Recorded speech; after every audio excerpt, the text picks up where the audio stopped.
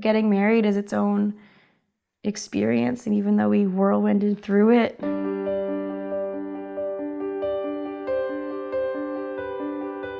in between rounds of chemo, we got married in the hospital, and that was awesome. and I want to know how you're doing because you're like still on chemo, and I needed to know if you were unhooked yet. It was incredible. It was so not what we planned.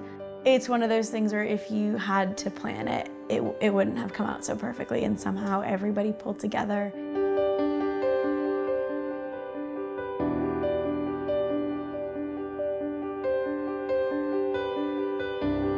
We did a bone marrow biopsy and it showed he had something called acute myeloid leukemia, which is a type of acute leukemia that basically occurs when there's a bone marrow cell that mutates, and it causes this cancer, this leukemia that grows and grows, and it takes over the bone marrow, and then those cancer cells spill out into the blood, and it causes all kinds of symptoms and makes people really sick. Probably the hardest thing was that the chemo, didn't just knock it out the first time. We had to go through 3 whole rounds, and there's a lot of waiting in the hospital.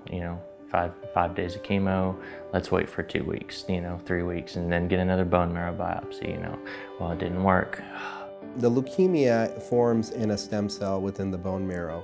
So we know that once it comes back after treatment, all the stem cells are diseased. So we can't just get rid of it. We have to replace it with new stem cells that aren't diseased.